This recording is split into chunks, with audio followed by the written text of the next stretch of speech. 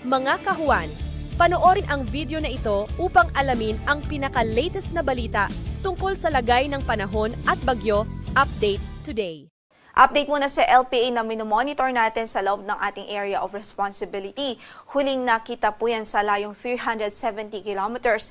Hilagang silangan ho yan ng Itbayat, Batanes. So nasa extreme northern Luzon po ito. At sa kasalukuyan, yung kanyang kaulapan ay hindi pa po nakakarating sa anumang bahagi ng Batanes area. So wala pa po itong direktang epekto sa anumang bahagi ng ating landmass.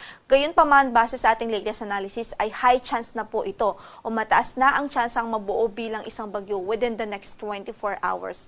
At sakali pong mabuo ito bilang isang bagyo ay bibigyan po ito natin ng local name na Bagyong Salome.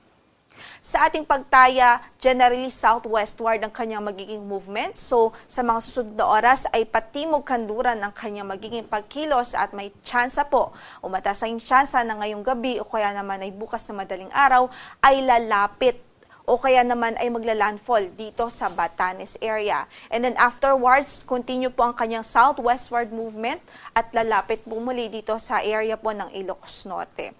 Pero paalala na rin po natin sa ating mga kababayan na mag-antabay pa rin po sa magiging update ng Pag-asa, especially kapag naging bagyo na po ito. Dahil sa ngayon ay mataas pa po ang uncertainty nitong weather disturbance dahil nga sa meron po tayong malakas na northeasterly wind flow. So isa po ito sa mga factor na nakakaapekto sa overall uncertainty nitong weather disturbance na ito. So mag-antabay po tayo sa magiging update ng Pag-asa ukol dito sa low pressure area, lalong-lalo na po pag naging bagyo na po ito.